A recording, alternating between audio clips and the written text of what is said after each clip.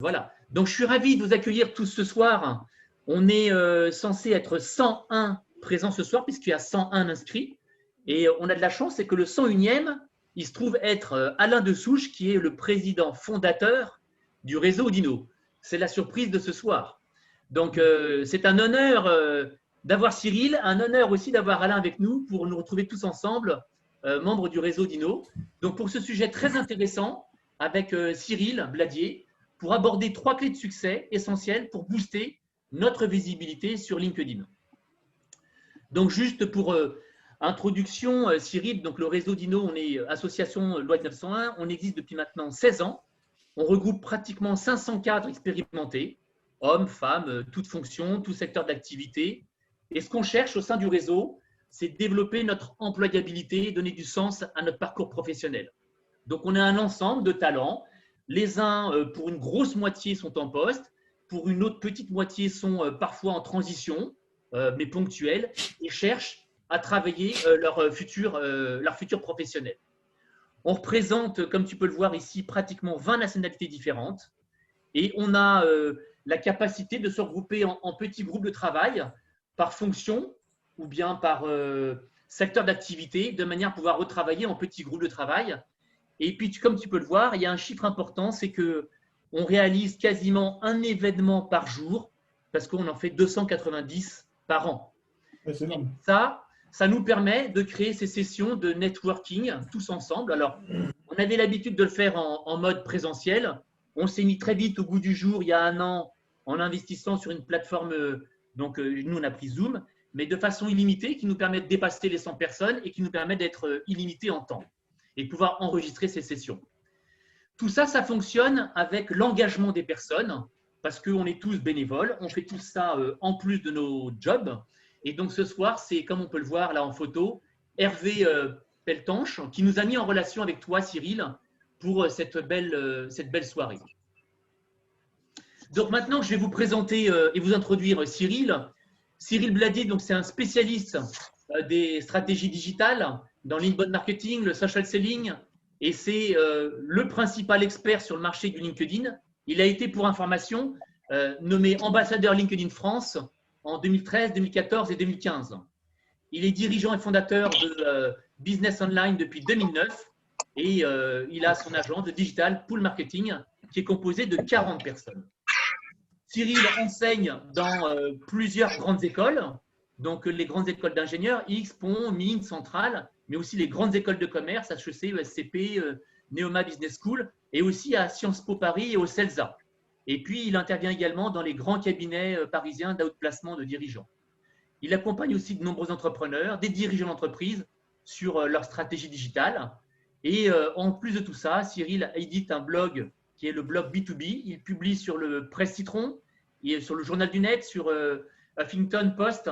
Et puis, il a écrit un ouvrage qui a été édité et réédité plusieurs fois, qui s'appelle La boîte à outils des réseaux sociaux. Et la boîte à outils, voilà, la boîte à outils des réseaux sociaux. 6. Voilà. Réédité 6 fois, c'est ça? Non, j'ai écrit 6 livres. 6 livres, 6 ouvrages. Voilà. Donc ce soir, on va évidemment traiter du sujet, les 3 clés essentielles pour booster sa visibilité sur LinkedIn. Et donc, je vais passer la parole à Cyril. Et donc, vous n'hésitez pas à interagir sur l'icône converser. Et moi, je reprendrai les questions ou bien vous interviendrez spontanément pour qu'au bout de 30 minutes de présentation de Cyril, on puisse avoir à nouveau 30-35 minutes de questions-réponses. Cyril, à toi. Donc, moi, j'arrête de partager mon écran et à toi la parole. Bonsoir, merci beaucoup de m'accueillir chez vous. Donc, ça va aller vite puisque j'ai une demi-heure pour faire ce que je fais d'habitude dans une journée. Donc, hop, je vais enlever cet écran où il y a tout le monde. Hop, je le mets sur mon deuxième écran. Et donc, on va parler des effets de levier de LinkedIn, les 3 clés de succès. J'appelle ça les 3 billes. On a toujours tendance à mettre des anglicismes partout. Et pour moi, les 3 clés du succès sur LinkedIn, c'est be found, be seen et be in touch. On peut prendre des notes, mais comme on l'a dit, c'est enregistré parce que non seulement on a peu de temps, mais en plus je parle très très très vite. Et donc, voilà, si vous ne prenez pas de notes, ce n'est pas très grave parce qu'il y aura la vidéo qui circulera ensuite. J'ai prévenu qu'il parlait très vite. Mais je leur ai dit qu'il ferait un effort ce soir pour nous. BeFound, BeSeen et BeInTouch, c'est les trois clés de levier. BeFound, en fait, c'est assez simple ce qu'on met derrière. Hein. C'est comment est-ce qu'on optimise son profil pour que les gens dont on veut être vu le trouvent facilement. Donc, c'est se rendre visible par son profil, trouvable par son profil. La trouvabilité, c'est essentiel. Euh, LinkedIn, c'est simple, c'est que si on ne vous trouve pas, il ne se passe rien. Si vous cherchez une mission, qu'on ne vous trouve pas, il ne se passe rien. Si vous cherchez un poste et qu'il ne se passe rien, et qu'on ne vous trouve pas, il ne se passera rien. Donc, quand vous cherchez une mission, quand vous cherchez un poste, la première chose à vérifier, c'est que votre profil ressort, qu'il est visible et qu'on vous trouve facilement. Donc, ça, c'est vraiment la chose de base absolument à faire. Mettez-vous dans la peau d'un recruteur. Demandez-vous, si j'étais recruteur et que je devais recruter quelqu'un comme moi, qu'est-ce que je chercherais dans LinkedIn? Comment je chercherais? Et si vous ne vous trouvez pas, il y a un problème, c'est que si vous ne vous trouvez pas, il y a peu de chances qu'un recruteur vous trouve. Et donc, très très logiquement derrière, il n'y aura pas de visite de votre profil, pas de contact, pas de message, pas de rendez-vous, pas de mission, pas de poste. Je suis peut-être très très très direct dans ce que je dis, mais il faut vraiment avoir conscience des choses. Si votre profil ne sort pas dans le moteur de recherche, il ne se passera rien. Je vais redétailler ça dans quelques instants. Le deuxième levier, c'est BeSeen. La différence entre les deux, c'est que BeSeen, c'est se rendre visible, il y a du contenu. Alors, soit à la base des interactions, on va aller commenter des contenus d'autres personnes, soit on va publier des posts ou des articles. Et la publication peut être un très bon moyen de visibilité sur LinkedIn, plus pour trouver des clients que pour trouver un poste.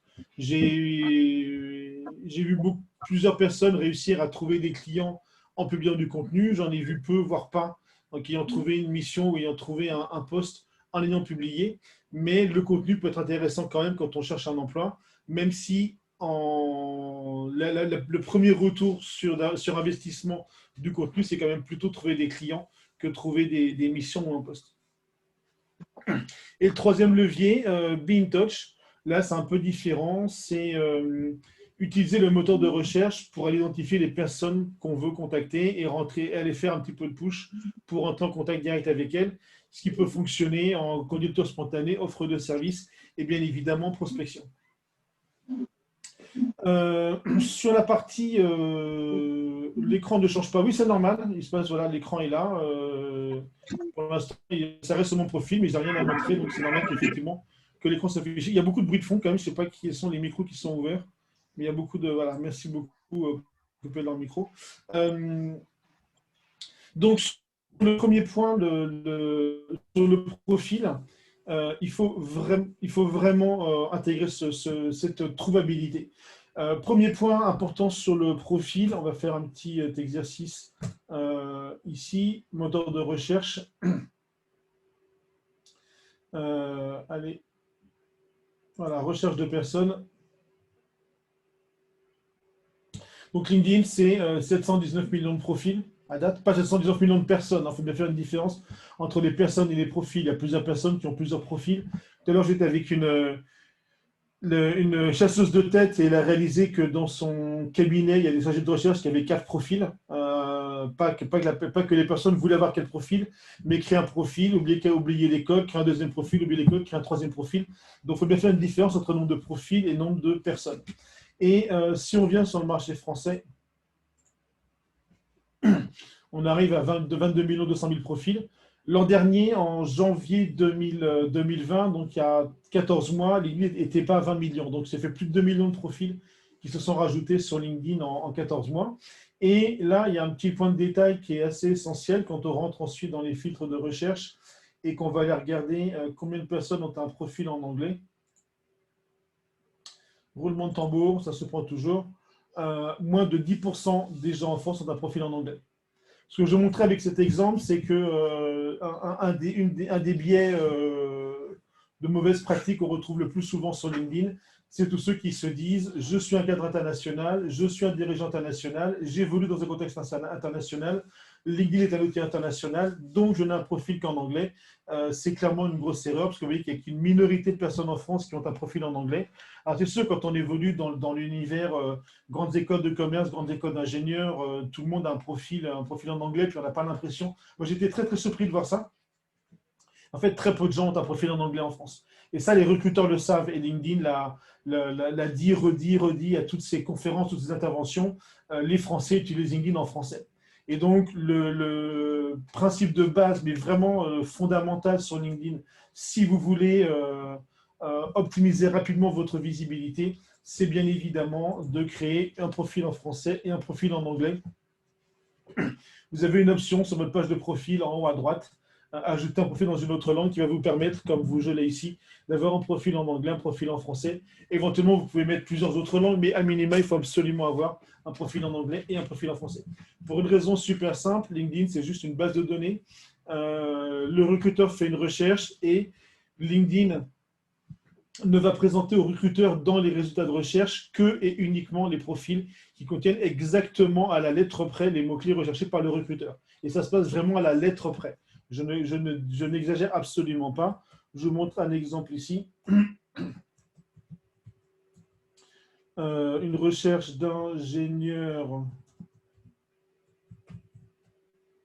télécom. Voilà, de personnes basées en France. Voilà. Donc, on a 58 000 personnes. Et j'ouvre un deuxième onglet pour qu'on puisse comparer facilement. Je vais juste faire un changement minime, mais absolument radical. Je vais juste rajouter une lettre ici. J'ai 20 000 personnes. Vous voyez que simplement avec une lettre en plus ou en moins, hein, selon la manière d'écrire Télécom, avec une lettre de plus ou de moins, là j'ai 58 000 le profil, là j'en ai 20 000, c'est plus tous les mêmes. Brice, Emma, Mehdi, Vincent, et Brice, Emma, Mehdi, Vincent n'existent pas. Et donc, très clairement, si on se projette dans la réalité du chargé de recherche, il fait cette recherche, il ne trouve pas Brice, il fait cette recherche-là, il ne trouve pas les profils qui sont ici. Donc, vraiment, votre futur professionnel peut se jouer à un caractère dans votre profil. Ce n'est même pas un mot-clé, ce n'est même pas une phrase, c'est un caractère en plus ou en moins sur un mot. Moi, mon profil imprimé fait 25 pages. Mais à un caractère près sur tous les mots qu'il a sur 25 pages, on peut me trouver ou on peut ne pas me trouver. Et si on ne me trouve pas, je n'existe pas. Donc, il faut vraiment avoir conscience de cet élément-là. C'est que, techniquement parlant, LinkedIn ne recherche pas les profils qui contiennent des mots-clés cherchés par un recruteur. LinkedIn recherche les profils qui contiennent la chaîne de caractères tapés par le recruteur, ce qui est radicalement différent. Les mots-clés, c'est ça. Donc, Google c'est pareil. Google, vous mettez télécom avec ou sans S. Google comprend que c'est la même chose. LinkedIn, ce n'est pas le même fonctionnement. LinkedIn va chercher les profils qui contiennent des chaînes de caractères. Et donc, vous comprenez bien, si on découle ensuite, que sur votre profil, si vous êtes DAF, vous n'êtes pas directeur financier. Si vous êtes directeur financier, vous n'êtes pas DAF. Si vous êtes DG, vous n'êtes pas directeur général. Si vous êtes DAF, vous n'êtes pas CFO. Si vous êtes CEO, vous n'êtes pas directeur général. Si vous êtes directrice, je ne sais quoi, vous n'êtes pas directeur, je ne sais quoi. Les femmes qui… il y a eu une grosse vague l'année dernière de milliers de femmes qui ont tout féminisé, tous leurs titres de poste sur LinkedIn. Très bien. Le principal effet que ça, c'est de les sortir complètement du moteur de recherche.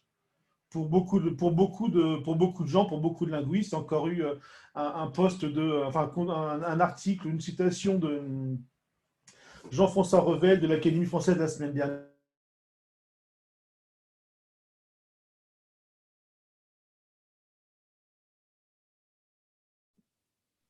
Le micro de Cyril est coupé. Cyril, ton micro est coupé. J'ai touché à rien, je ne sais pas comment ce qui se passe, je ne sais pas quand est-ce que ça a coupé. La féminisation de tous les titres de poste sur LinkedIn, mesdames, a pour principal effet de vous sortir d'une partie du recrutement. Donc, vous devez absolument, impérativement, penser sur vos profils, bien évidemment à féminiser vos titres de poste. Moi, je ne suis pas dans le débat masculin-féminin, ce n'est pas le sujet, je suis extrêmement pragmatique. Ce n'est pas je ne suis pas là pour discuter du bien fondé ou pas de féminiser, ce n'est pas le sujet, je me fiche complètement de ce sujet quand je parle de ça. Le sujet, c'est simplement votre visibilité sur LinkedIn. LinkedIn s'est développé sur la côte ouest des États-Unis. Là-bas, on est chief, on est director, il n'y a pas de directeur, directrice, chef, EF ou 2FE. C'est du français. Les ingénieurs de LinkedIn sur la côte ouest des US se fichent complètement des problèmes qu'on a en France sur l'orthographe des mots, le sexe des anges, etc., comme le disait Revel la semaine dernière. Ce n'est pas le sujet. Moi, je suis extrêmement pragmatique.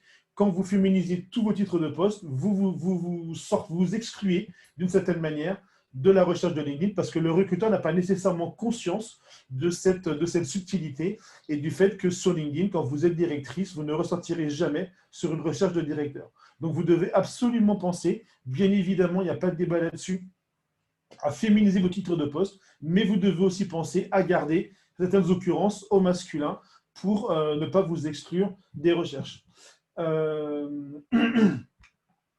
Donc ça, c'est vraiment des points extrêmement importants sur le fonctionnement LinkedIn. Ensuite, qu'est-ce qui fait qu'un profil ressort dans le moteur de recherche?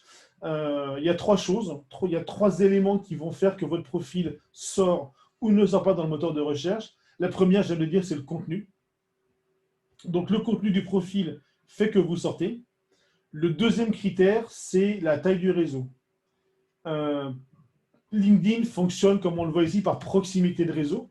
On voit bien que la majorité des profils qui sont présentés ici, même s'il y a quelques contre-exemples, sont des profils qui sont dans mon deuxième cercle. Statistiquement, alors effectivement, on voit bien ici qu'il y a un ou deux, ici, il y a deux contre-exemples qui sont dans mon troisième cercle. Tous les autres sont des profils dans mon deuxième cercle. Statistiquement, LinkedIn a tendance à mettre dans les premiers résultats les profils qui sont dans le deuxième cercle en priorité par rapport aux autres. Il y a toujours des contre-exemples, mais c'est la manière générale dont LinkedIn fonctionne. Quand vous rentrez dans le guide de LinkedIn où ils expliquent leur mode de fonctionnement, ils vous expliquent que la proximité de réseau est un élément qui est pris en compte par le moteur de recherche et que, comme l'objectif de LinkedIn n'est pas de retrouver ses contacts, mais de découvrir de nouvelles personnes, LinkedIn va privilégier plutôt, par rapport à celui qui fait une recherche, les profils qui sont dans son deuxième cercle. Et c'est les deux seuls, donc il y a trois critères qui vont faire que vous ressortez, c'est les deux seuls sur lesquels vous pouvez jouer. C'est vous qui jouez sur votre contenu, c'est vous qui jouez sur qui vous invitez et qui vous acceptez quand on vous invite. Le troisième critère, vous n'avez absolument aucun effet, nous n'avons absolument aucun effet de levier. On me demande régulièrement comment je fais pour que mon profil arrive en première page, ce n'est pas possible. LinkedIn fonctionne par de la personnalisation, c'est-à-dire que là, vous êtes 90, 95 en ligne en ce moment. Si vous faites cette recherche sur vos profils LinkedIn, il est fort peu probable que vous ayez les mêmes résultats que moi dans le même ordre. Et si vous avez Brice en première position, il est fort peu probable que la première page soit exactement la même que la mienne. Les résultats sont personnalisés. Ce que LinkedIn vend aux recruteurs, dans les choses que LinkedIn vend aux recruteurs, il y a la personnalisation. Les résultats sont personnalisés par rapport à ce que je fais sur LinkedIn, par rapport à ce que je commande, par rapport à ce que je like, par rapport au profil que j'ai l'habitude de voir, par rapport à ce que font les uns et les autres. Et bien évidemment, cette personnalisation, elle met par définition personnelle et chacun aura une personnalisation différente. Donc, vous avez un effet de levier sur votre contenu, vous avez un effet de levier sur la manière dont vous développez votre réseau. Nous n'avons absolument aucun effet de levier sur les us et coutumes des gens qui nous recherchent. Et donc, on n'a absolument aucun impact sur ce troisième levier de classement dans les profils de recherche, qui est la personnalisation. Et même à la limite, je vous dis qu'il y a trois critères. Un seul suffit. À partir du moment où votre profil est très bien fait, le contenu est extrêmement optimisé, la taille du réseau n'a absolument aucune importance. Le profil que j'accompagne qui a les meilleurs résultats, c'est Benoît. Benoît et Daf, il a 36 contacts depuis que j'ai fait son profil en août 2019. Il ne s'est pas passé un mois où il n'y a pas eu une demande entrante d'un chasseur pour le rencontrer pour une mission, pour un poste. Sauf, bien évidemment, pendant la période d'avril 2020 à octobre 2020. Mais septembre, octobre, novembre, décembre 2019, janvier, février, mars 2020 et depuis novembre 2020, il ne se passe pas un mois sans que Benoît reçoive dans sa messagerie un message d'un recruteur lui parlant d'une mission, d'un projet, etc., etc. Son profil, il a 36 contacts, mais son profil est plus que super optimisé sur le métier du directeur financier. Donc, si ce travail-là est fait et bien fait, vous mettez toutes les chances de votre côté pour qu'un recruteur vous trouve ou pour qu'un donneur d'ordre vous trouve pour une mission. Donc, ça, c'était la première chose, le premier point qui était be found, travailler votre profil. Et donc, ça, c'est vraiment une question de contenu, de qualité de contenu. La meilleure manière de trouver les mots-clés que les recruteurs pourraient utiliser pour vous chercher, ce sont les offres d'emploi. Quand il n'y en a pas, vous vous débrouillez pour avoir par votre réseau les documents de 6-8 pages qu'ont les chasseurs de tête avec tout le descriptif du poste, de la mission, du contexte, etc. Vous analysez ces documents. Moi, je suis extrêmement surpris avec tous les dirigeants que j'accompagne. J'ai toujours le même processus. Ils m'envoient leur CV. Il y a systématiquement des éléments du CV extrêmement intéressants qui ne sont pas dans le profil. Je n'ai jamais compris pourquoi il y avait cet écart et des CV qui étaient beaucoup mieux faits que les profils. Et puis surtout, ce qui me surprend le plus, c'est que je demande ensuite systématiquement aux gens que j'accompagne de m'envoyer 4 ou 5 annonces ou descriptifs de postes qui leur correspondent. Je vais ensuite regarder, moi j'étais recruteur 2 ans, donc j'ai une petite sensibilité assez, 100% recruteur 2 ans, mais j'ai recruté pendant des années, mais vraiment pendant 2 ans, ça a été au cœur de mon métier. Je crée des équipes de sous-traitance externalisées pour différents clients, donc j'ai recruté des centaines de personnes pendant 2 ans.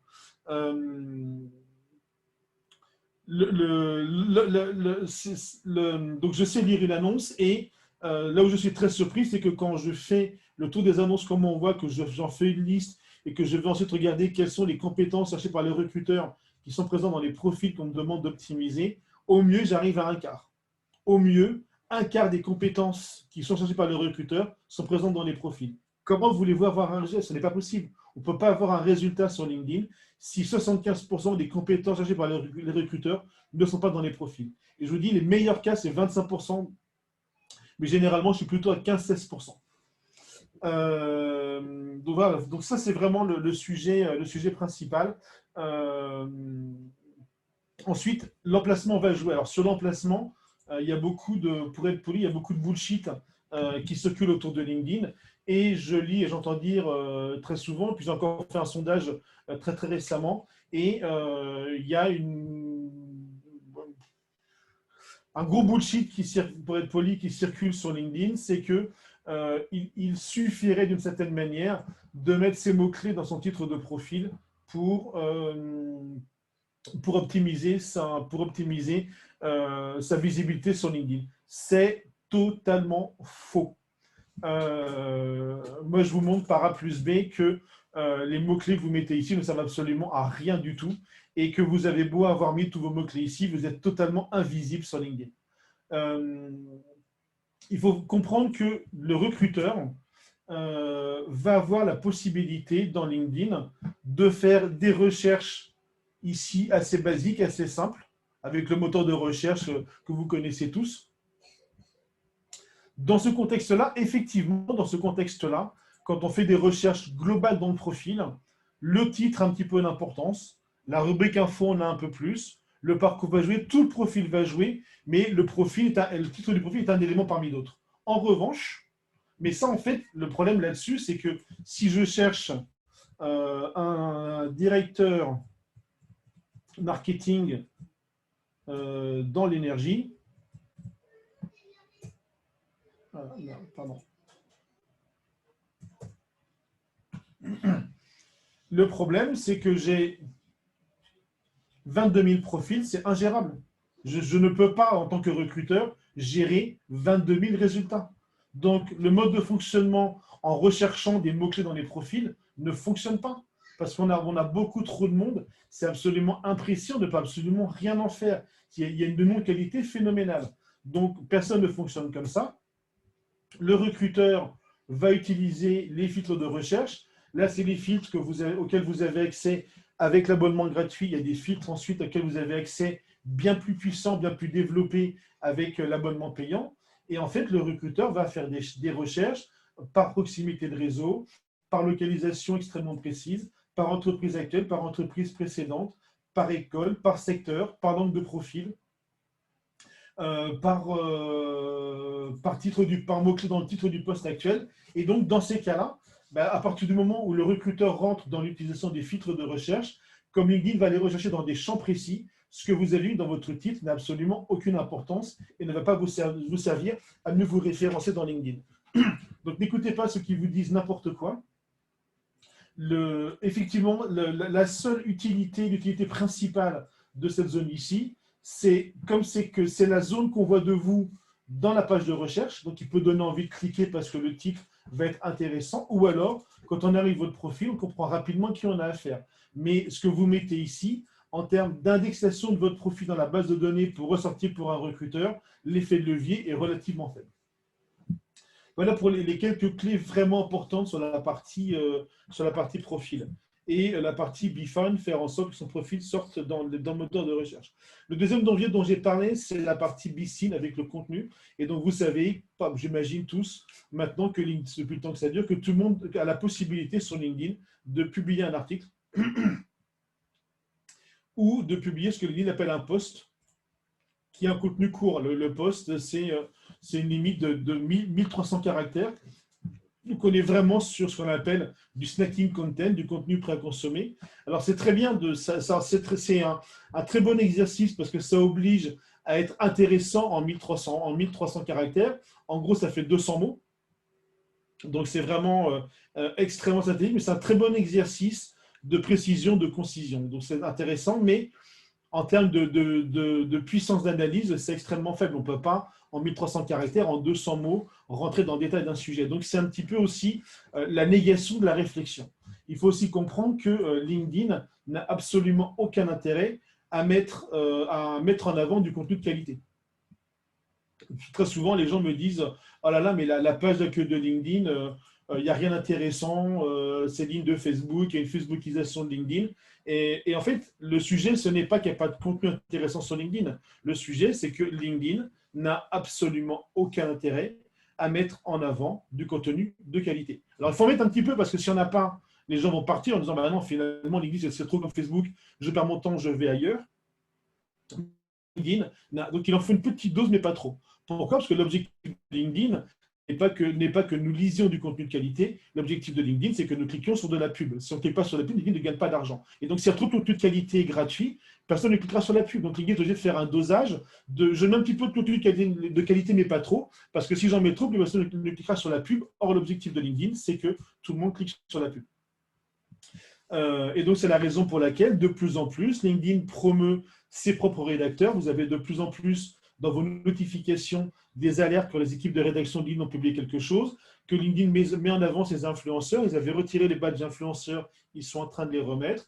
C'est la raison pour laquelle LinkedIn promeut de plus en plus les contenus de tous ses médias partenaires. Et c'est la raison pour laquelle ceux qui publient régulièrement sur LinkedIn l'auront remarqué. Depuis plusieurs semaines, le reach, donc le nombre de personnes que vous touchez en moyenne, a tendance, pour être poli, à se casser la figure et que globalement, les nombres de vues qu'on va avoir sur son contenu ont drastiquement baissé depuis quelques mois. L'autre point aussi, c'est qui confirme tous ces éléments, c'est que les articles aujourd'hui sont complètement déréférencés de LinkedIn. Quand vous rentrez dans le moteur de recherche de LinkedIn, pour ceux qui suivent un petit peu le truc, il y a quelques mois, vous pouviez faire des recherches dans le contenu publié sur LinkedIn. Maintenant, les recherches sont limitées aux posts. Les posts, c'est quoi? C'est les articles, c'est le contenu, moins les articles. Donc, les articles aujourd'hui, moi, tous les articles que j'ai publiés sont toujours dans LinkedIn. J'en ai publié 250, je crois. Mais ils sont déréférencés dans LinkedIn. Donc, pour que je retrouve mes articles, on ne peut plus les trouver par le moteur de recherche. Il faut aller sur mon profil et remonter l'historique pour les retrouver. Mais dans le moteur de recherche, ils sont complètement désindexés. Le problème des articles, c'est que là encore, ça va à l'encontre du business model de LinkedIn. Comme en moyenne, les gens passent 18 minutes par mois sur LinkedIn, si les gens qui viennent 18 minutes passent 3 fois 6 minutes sur 3 articles, LinkedIn perd de l'argent. L'objectif de LinkedIn n'est pas que vous passiez 6 minutes sur un article. L'objectif pour LinkedIn est que dans les 6 minutes que vous passez sur LinkedIn, vous ayez vu 40 posts et pas un article. Ça ne les intéresse pas que vous ayez vu un article. Donc, c'est la raison pour laquelle LinkedIn a complètement déréférencé les articles. Donc, ça peut toujours être pertinent de publier des articles. Il faut juste avoir conscience que la visibilité qu'on va avoir va être drastiquement faible et avec 90% de baisse de reach, donc les gens qu'on touche en moyenne par ces publications depuis un an. Et tout ça, en fait, on le retrouve assez facilement. Ce n'est pas juste des élucubrations de bladier. Quand vous recherchez, euh,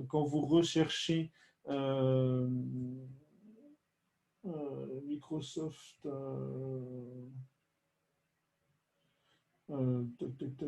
Microsoft,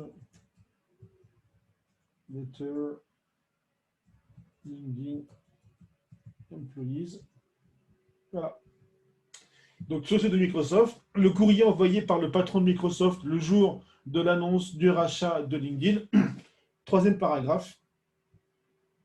Ah, c'est marqué clairement ici. New opportunities will be created for monetization. C'est marqué que c'est clairement, il y a aucun, il y a absolument, et tout est fait sur LinkedIn dans cet objectif-là. On n'a pas forcément conscience, parce que quand on est présent à titre perso, on n'a pas forcément conscience de tout ce qui se passe derrière, mais tout est fait sur LinkedIn, c'était marqué clairement, c'est annoncé clairement dès le départ pour monétisation. Le seul objectif de LinkedIn, c'est tout ce qui peut ramener vers davantage de monétisation. Et quand je n'ai pas de temps ce soir, c'est beaucoup trop long de creuser le sujet, mais toutes les modifications qui ont été faites dans l'algorithme et dans tout ce que fait dans LinkedIn depuis des mois, ça tourne vers cet objectif de monétisation. En fait, LinkedIn s'est débrouillé pour rendre un certain nombre, notamment de professionnels, totalement LinkedIn dépendants. Et maintenant que les gens sont LinkedIn dépendants, il n'y a plus de reach, les articles ne sont plus lus, sont déréférencés, les posts n'ont plus de visibilité. Et donc, tous ceux qui sont devenus LinkedIn dépendants n'ont plus qu'un seul choix, c'est de passer en payant pour se rendre visible. J'ai publié par rapport à ça, je vais vous montrer le post que j'ai publié aujourd'hui avec un commentaire super intéressant. Mon post du jour, je vais le trouver peut-être ici.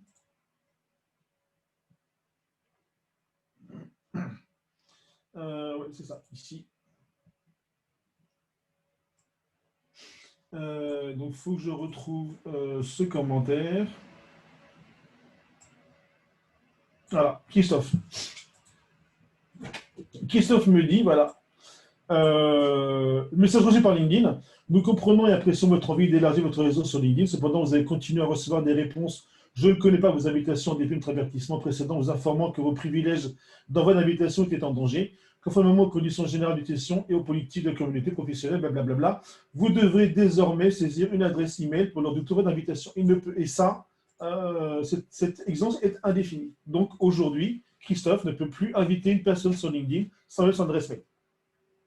Donc, il prend un abonnement de LinkedIn sur lequel il y a marqué prospecter. Donc maintenant, sur LinkedIn, on ne peut prospecter qu'auprès de gens qu'on connaît dans l'adresse mail. Il a un abonnement payant, il a 16 navigateurs, il paye 60 € par mois LinkedIn, mais il ne peut prospecter qu'auprès de gens qu'il connaît déjà et dont il a l'adresse mail. Voilà, donc il faut vraiment avoir, ça date de ce matin, hein, c'est depuis il y a 9 heures. Voilà, donc on est vraiment dans cet écosystème-là aujourd'hui. Et en fait, ça veut dire quoi derrière? Ça veut dire que LinkedIn veut aujourd'hui que quand on cherche des clients sur LinkedIn, on ne cherche plus des clients en envoyant des invitations, puisque l'invitation ne rapporte rien à LinkedIn. LinkedIn veut qu'on prospecte aujourd'hui en utilisant des emails dont le quota est limité par ses navigateurs.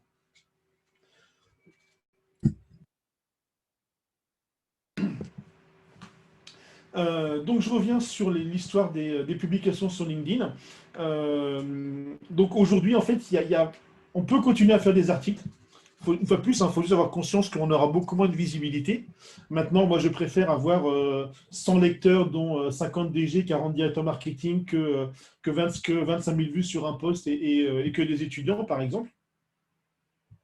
Attention au nombre par rapport à ça. C'est que tous mes articles qui ont cartonné, ça veut dire tous mes articles qui ne m'ont pas mis décrocher des clients. Et j'ai plusieurs articles qui unitairement m'ont chacun rapporté plus de 100 000 € sur un article. Tous ces articles, quand je les ai publiés, que j'ai vu les chiffres, je me suis dit, c'est pas possible, je me suis planté, il faut que je recommence. Sauf que dans la foulée, j'ai reçu dans la messagerie LinkedIn un message: bonjour, je suis directeur marketing ou DG de telle structure, j'ai lu votre article X, ça m'intéresse, est-ce qu'on peut en parler ensemble? Et donc, c'était des articles qui avaient vraiment peu de vues. Par rapport à ça, j'ai publié début janvier un post qui a fait 600 000 vues, 8 000 commentaires et je ne sais plus combien de likes sur LinkedIn. Impact Business, 0. Alors, effectivement, il y a 600 000 personnes qui ont vu mon nom, mais je pense que les gens ont retenu plus l'histoire que mon nom. Impact Business, 0. Donc, attention aux chiffres. L'audience ne veut rien dire, le nombre de vues ne veut rien dire. Ce qui est intéressant, c'est les personnes que vous touchez. Comme disait Ogilvy, don't count the people you reach the people who count. Donc, c'est vraiment un point important. Néanmoins, c'est vrai que c'est assez frustrant de publier des articles aujourd'hui dans la mesure où on n'a pas réellement la possibilité de développer son expertise et dans la mesure où il diffuse peu sur LinkedIn. Et c'est vrai que du coup, on est un petit peu contraint aujourd'hui, un petit peu obligé de passer par des posts et donc par du contenu court. Les règles du post, c'est les 3 premières lignes. Il faut vraiment que dans les 3 premières lignes, vous donniez aux gens envie de cliquer sur voir plus. Il faut que vous ayez une accroche, il faut vraiment rentrer dans des logiques de copywriting, donc de maîtrise de l'écriture, et que vous fassiez du teasing ici pour que les gens aient envie de cliquer sur voir plus. L'objectif de LinkedIn avec le contenu aujourd'hui n'est plus que les gens arrivent à capter l'attention, mais que les gens arrivent à conserver l'attention. Donc, ce que LinkedIn va mesurer, ce n'est pas dans la qualité, c'est pas est-ce que les gens ont lu vos 3 lignes, c'est est-ce que les gens se sont arrêtés, ont cliqué là-dessus et sont restés derrière. Donc ça, et LinkedIn va mesurer en fait le temps passé sur votre contenu, combien de temps les gens passent à lire pour évaluer la qualité. Le temps passé sur un contenu est un signe pour les lignes de qualité. Si vous avez réussi non seulement à capter l'intérêt des gens, mais en plus à les faire rester pour aller jusqu'au bout, vous êtes un contenu de qualité pour LinkedIn et donc vous allez être davantage poussé par l'algorithme. C'est vraiment un point essentiel à comprendre sur le contenu. Dernier point, parce qu'après, il restera comme ça juste people une demi-heure pour les questions. Sur la partie approche directe et donc utilisation du moteur de recherche. Bien évidemment, quand vous devez trouver des personnes, comme je l'ai montré tout à l'heure, pensez à utiliser le moteur avancé. Donc, c'est simple. Hein, je vais aller un petit peu vite pour certains, mais quand vous êtes sur LinkedIn, ici, dans le moteur de recherche, vous ne tapez rien, vous faites juste Enter. Ça va afficher en dessous les filtres, qui sont tous là des filtres gratuits. On n'est pas dans cet navigateur qui propose encore d'autres filtres payants. Bien évidemment, vous dites tout de suite que vous recherchez des personnes. Première chose à faire. Ensuite, vous précisez la localisation, soit France à plus précis, soit ailleurs si c'est ailleurs. Ça, c'est les 2 choses à faire de base. Ici, là-dedans, vous ne mettez rien. Et ensuite, vous allez utiliser les filtres ici pour aller avec tous les filtres qui sont à votre disposition ici, trouver les bonnes personnes. Et par rapport à ce que je disais tout à l'heure sur le directeur marketing et énergie, où on avait 22 000 profils. Maintenant, si je recherche ici un directeur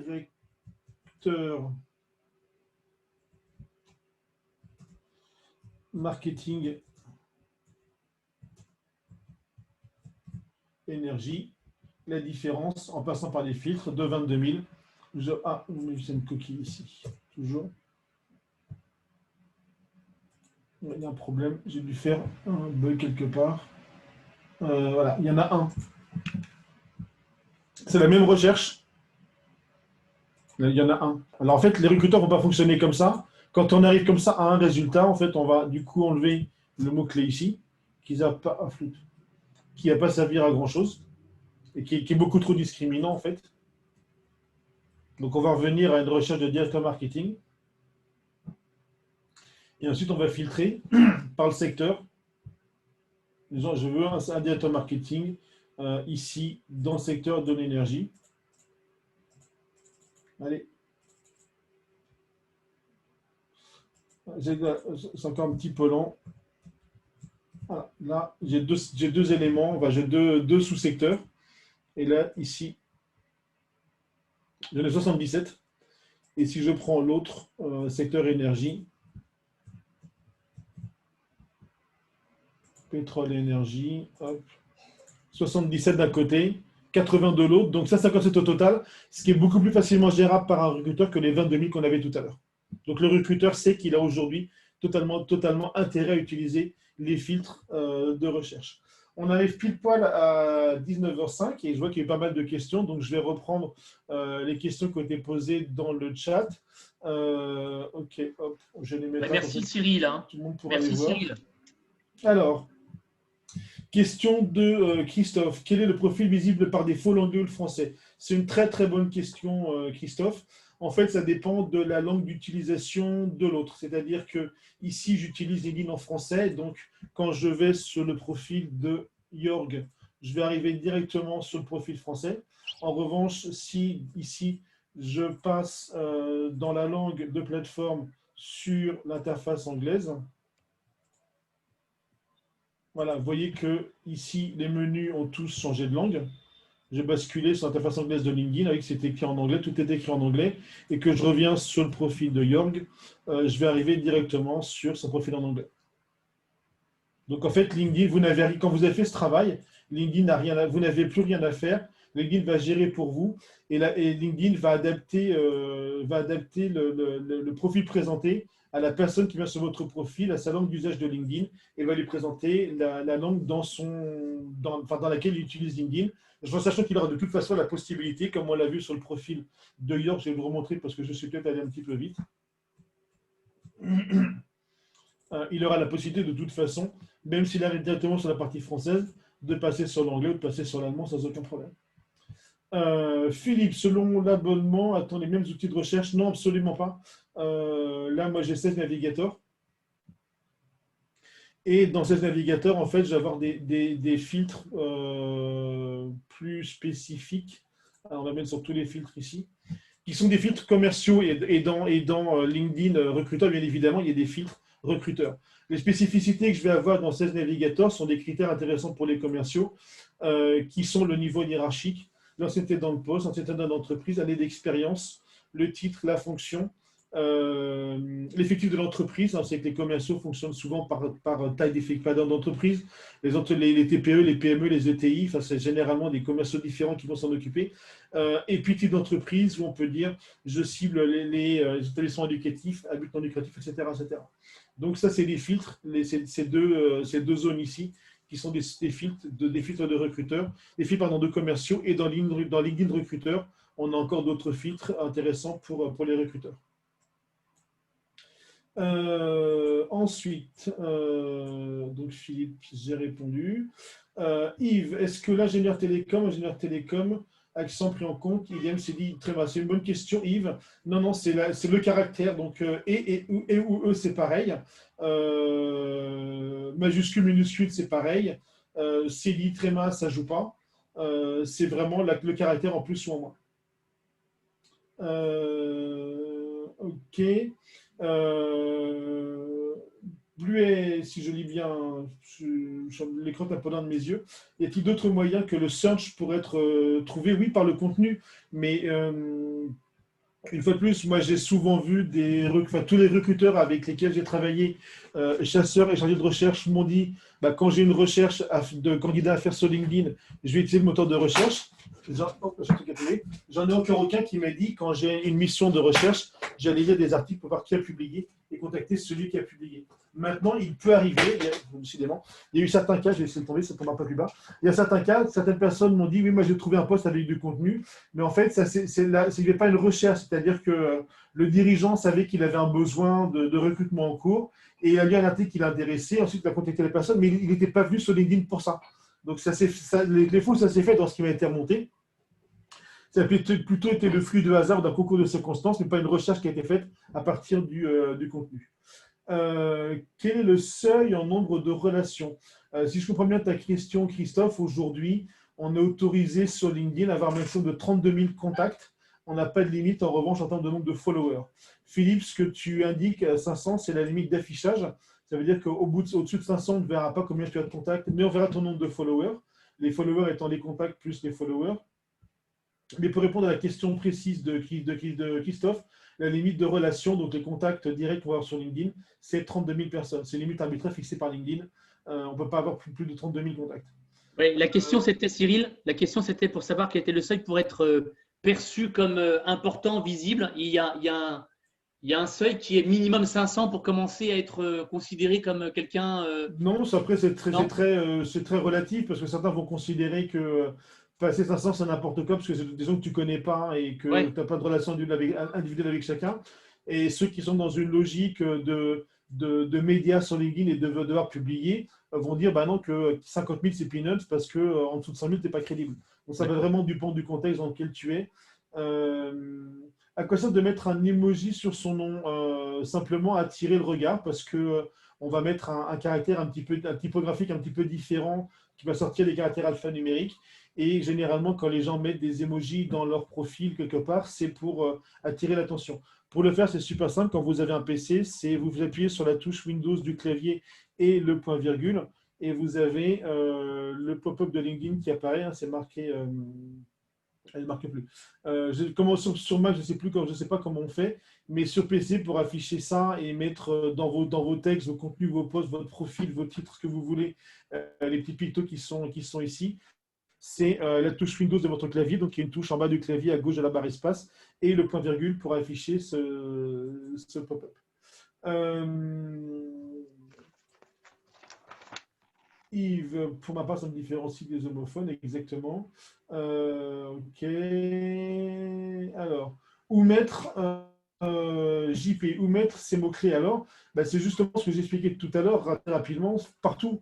En fait, je ne veux pas faire la démonstration parce qu'on n'a pas le temps ici, mais il y a au moins 15 manières différentes pour un recruteur de faire des recherches. Parce que le recruteur, comme on l'a dit, peut faire des recherches ici. Donc, on a déjà vu ici, je fais donc directeur marketing énergie, ça fait une recherche qui me donne, on l'a vu tout à l'heure, personne basée en France,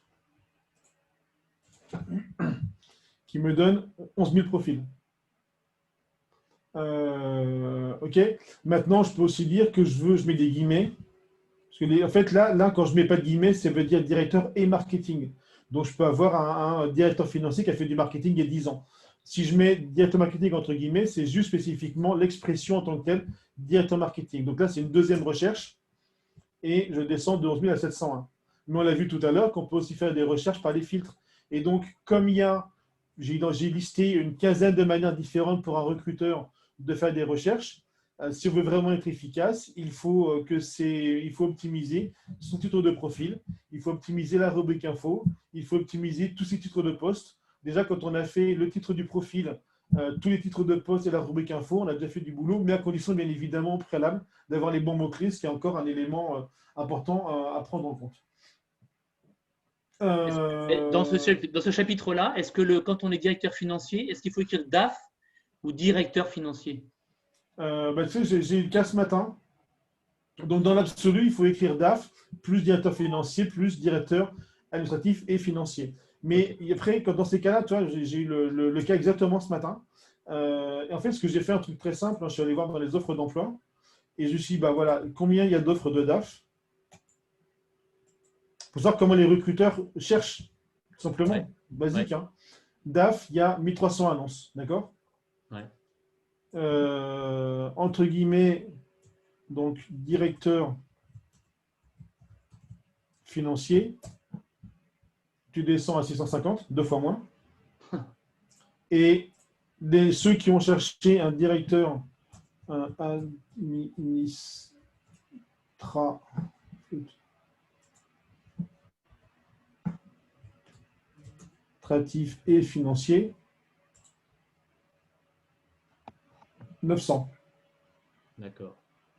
Donc, voilà, donc très majoritairement, les recruteurs vont utiliser DAF. En 2, le DAF en tout détaché, enfin avec toutes les lettres, et en 3, directeur financier. Donc, si tu veux te caler, donc, comme tu n'as pas la place de tout faire, tu ne peux pas dans tous les champs tout mettre. Ça veut dire que dans un champ titre du profil, par exemple, tu vas mettre directeur administratif et financier, et dans ton titre de poste, tu vas mettre DAF. Comme ça, tu auras mis les deux à deux zones différentes. Christophe, alors, pardon. Finalement, si je paye, je suis LinkedIn dépendant. Si je ne paye pas, je disparais. Non, j'ai du mal à m'exprimer. Je reprends l'exemple de Benoît que j'ai montré tout à l'heure. Benoît a 36 contacts, pas d'abonnement payant, 0 publication, et il a une proposition par mois d'un chasseur pour un rendez-vous, pour une mission, pour un poste. Donc, non, l'abonnement payant, c'est quand on est dans une démarche de prospection, de recherche de contact. Sinon, effectivement, l'abonnement payant n'a absolument aucun intérêt. Christophe, oui, d'une manière générale, sur le web, le pull est beaucoup plus efficace que le push. Anne, quel intérêt du lien en commentaire par comparaison au lien dans le post? Est-ce réel ce qu'on entend ici et là? C'est vrai que le sujet est assez débattu. La question de Anne, en fait, c'est quand on publie un contenu, que dans ce contenu, on doit mettre un lien vers un autre contenu dans LinkedIn ou vers un contenu à l'extérieur de LinkedIn. Est-ce que c'est une bonne idée ou pas? Le problème, en fait, c'est que pourquoi c'est une mauvaise idée? C'est que le lien fait sortir. C'est-à-dire que l'objectif du lien, c'est que vous mettez un lien vers autre chose et que quand les gens vont lire votre post, ils peuvent être tentés de cliquer sur le lien pour suivre ce que vous voulez les envoyer. Le problème, c'est que dans ces cas-là, vous allez inciter les gens à sortir de LinkedIn, alors que l'objectif de LinkedIn, c'est que les gens restent sur LinkedIn.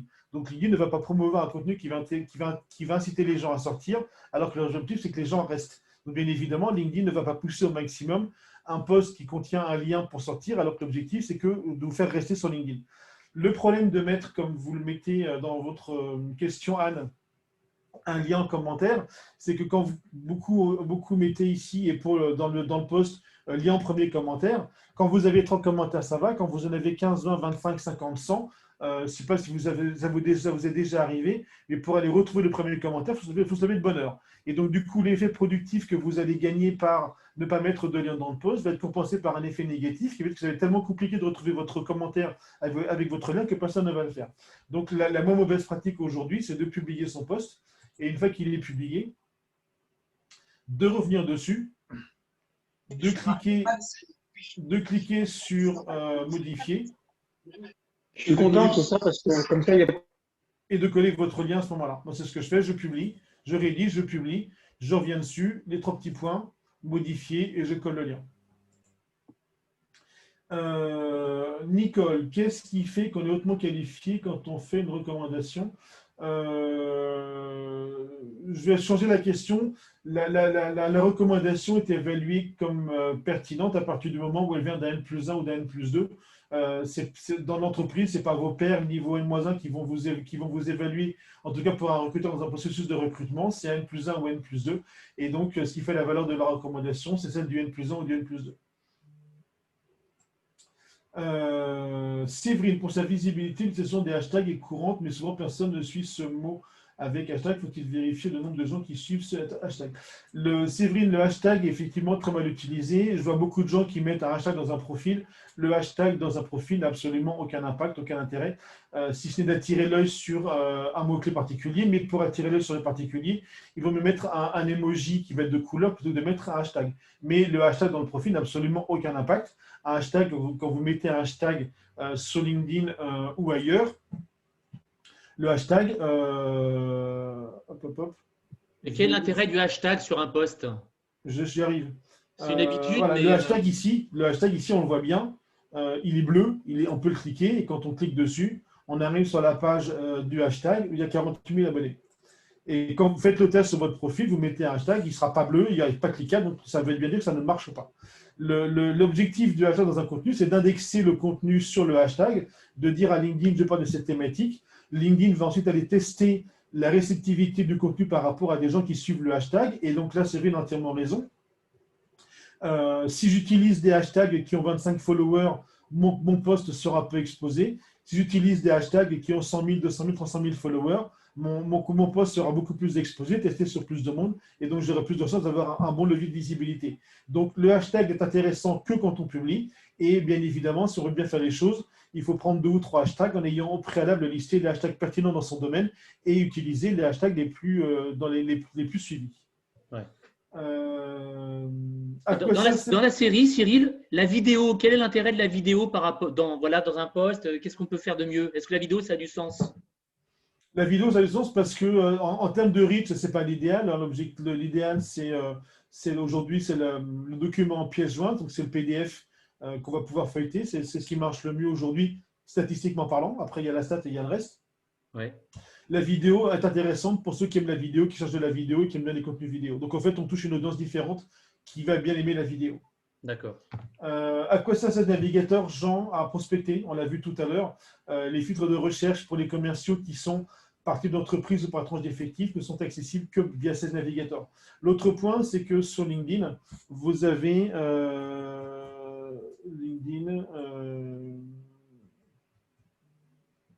vous avez une limite d'utilisation du moteur de recherche. Non, ça c'est sur prospecting. Non, c'est pas là. C'est là. Vous avez une limite. Ah, flûte.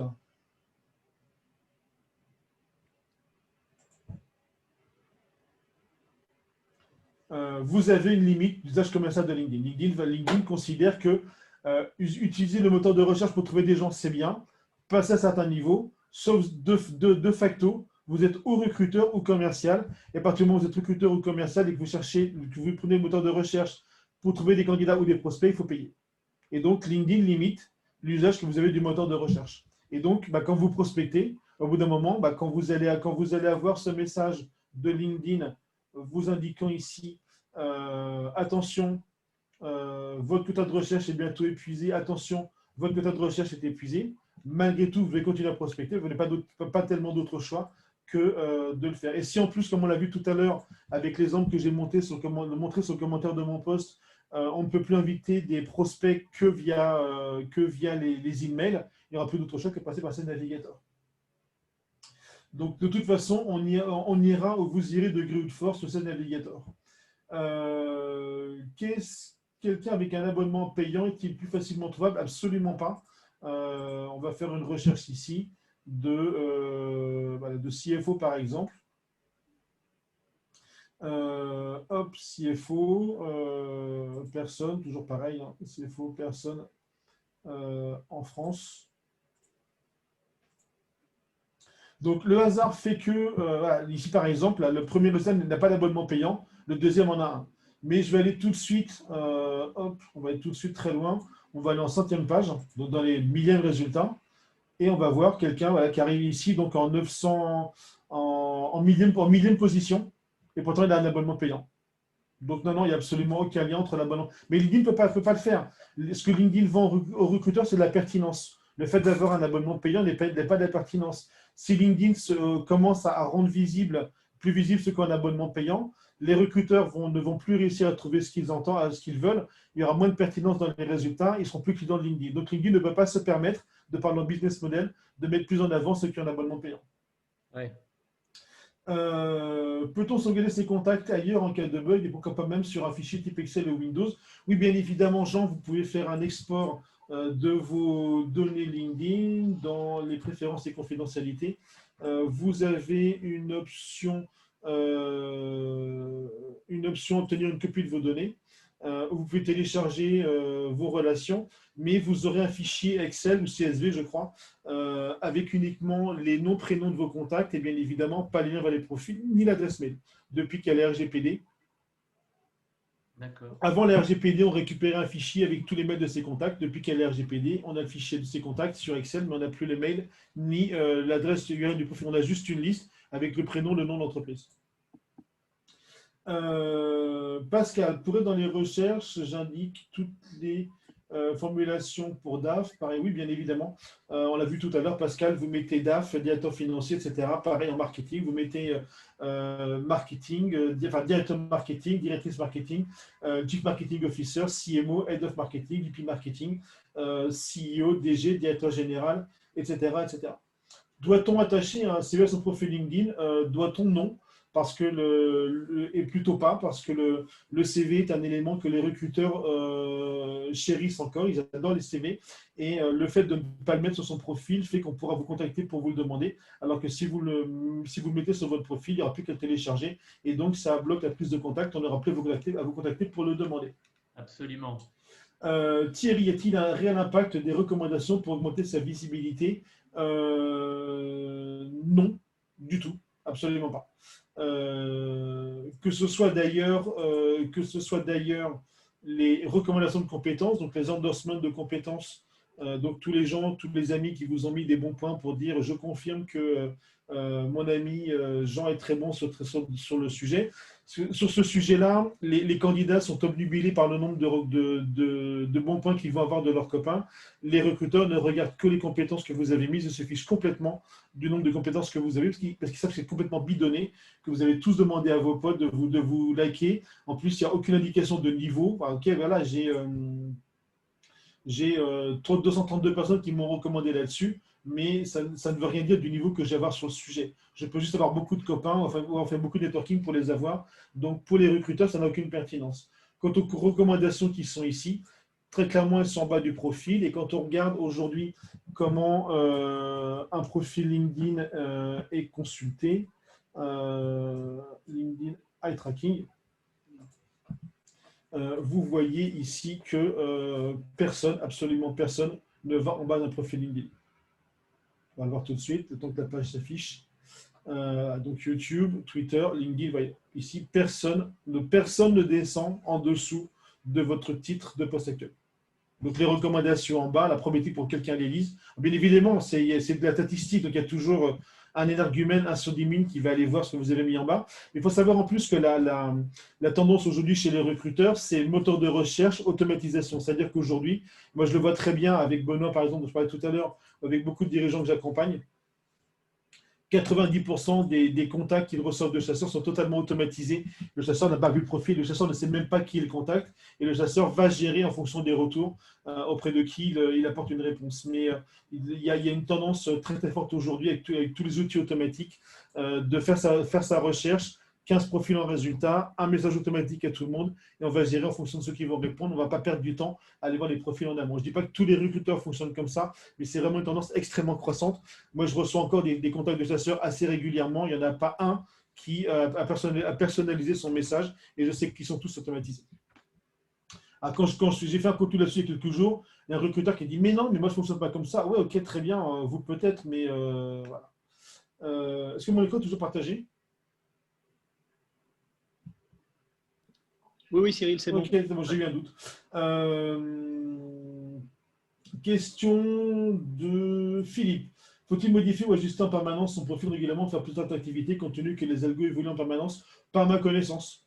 En fait, le vrai effet de levier, enfin, il y a deux effets de levier sur le profil. Il y a l'optimisation du profil qui fait qu'en changeant son contenu, on pourra avoir plus d'apparitions dans les résultats de recherche. Donc ça, c'est absolument un indicateur que vous devez suivre. Le nombre de fois votre profil ressort dans les résultats de recherche. Si ça ne bouge pas, c'est que vos changements ne sont pas efficaces. Si ça bouge, c'est que vos changements sont efficaces. Et ensuite, ce qui fait que ça évolue ici en termes de vue de profil. Voilà, les impacts ici, là, ce qui fait que je passe de la semaine du 31 décembre, c'est clair, moi je suis en vacances, j'ai pas bossé, donc 62 vues. Je publie mon post qui cartonne. Boum, je passe à 900 dans la semaine, 1500 dans la semaine d'après, 800 la semaine d'après. Et en fait, après, ici, j'ai moins publié quand j'étais en vacances cette semaine-là, la semaine dernière. Donc, j'ai pu publier peu de visites. Et cette semaine, je republie. Et donc, ça remonte. Donc, en fait après l'effet de levier trafic, au-delà de la recherche, des sorties dans le moteur de recherche, c'est le contenu qui fait que ça génère du trafic. iPhone de Julien, comment peut-on vérifier que son profil est bien visible selon les mots-clés? Tout simplement se mettre dans la peau d'un recruteur, faire une recherche et voir si on ressort, puisque bien évidemment on ressort pour soi. Yves, quels opérateurs booléens fonctionnent? Les opérateurs qui fonctionnent sur LinkedIn, ce sont les parenthèses, le OR en majuscule, le NOT en majuscule, le AND en majuscule et les guillemets, et c'est tout. Donc parenthèse, guillemets, OR, AND, NOT est toujours en majuscule. Jacques, ok. Emmanuel, l'abonnement payant permet d'avoir une meilleure visibilité des personnes qui regardent votre profil. Non, absolument. Oui, effectivement, Emmanuel, quand vous avez un abonnement payant, là par exemple, on voit que depuis 90 jours, il y a eu 5165 personnes qui sont venues sur mon profil. Comme j'ai un abonnement payant, si je fais défiler la page, les 5165 personnes vont s'afficher. Si je n'ai pas d'abonnement payant, je m'arrête à 5 personnes. Et donc là. Est-ce que je peux vous aider pour autre chose? Siri, tais-toi. Et donc, si je n'ai pas d'abonnement payant, je m'arrête à 5 personnes. Donc, ça veut dire que Si je n'ai pas d'abonnement payant, Alexandre qui vit il y a 43 minutes, je ne vois pas qu'il est venu, puisque sans abonnement payant, je vais être aux 5 dernières personnes. Donc l'abonnement payant apporte aussi cette traçabilité. Jérôme, est-il utile de créer un hashtag avec son nom? Oui, bien évidemment, j'ai créé un hashtag. Je ne sais même pas d'ailleurs où est-ce qu'il en est aujourd'hui. Hashtag Bladier on. J'ai créé ça il n'y a pas très longtemps, donc je ne sais pas. Voilà, donc ça c'est compliqué. C'est parfois les hashtags, c'est compliqué à trouver. Il faut que j'aille là-dessus. Il faut aller sur le contenu. Dans le contenu, il faut cliquer sur le hashtag. Voilà. Hop.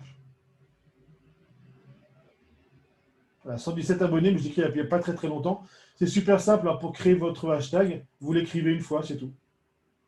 Donc, dans un post, vous écrivez, vous mettez ici, par exemple, hashtag, décidément, hashtag,